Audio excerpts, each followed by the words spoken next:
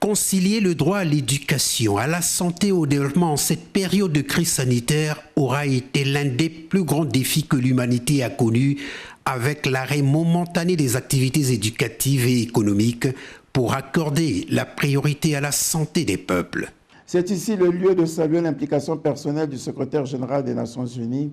qui, dès avril 2020, appelait les gouvernements à faire de l'éducation de tous les enfants une priorité en période de crise sanitaire. Pour Anatole Koliné-Makosso,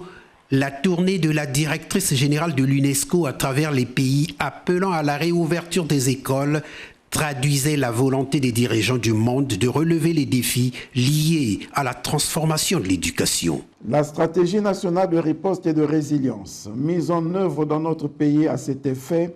aura permis de doter le système éducatif d'un dispositif digital d'enseignement à distance et a abouti à la création d'une télévision nationale scolaire qui émet à travers la télévision numérique terrestre et d'une plateforme nationale d'enseignement en ligne et hors ligne. Le Premier ministre congolais part du constat selon lequel la crise du Covid-19 n'a pas seulement rappelé la fragilité sanitaire des pays africains, mais transformé en opportunité. Elle a révélé combien il était urgent de refonder les méthodes pédagogiques,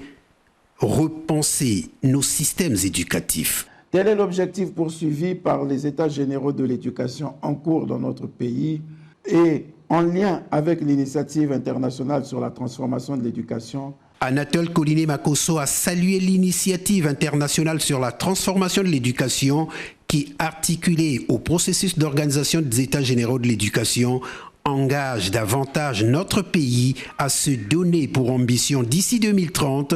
de relever les défis majeurs qui se posent à l'éducation.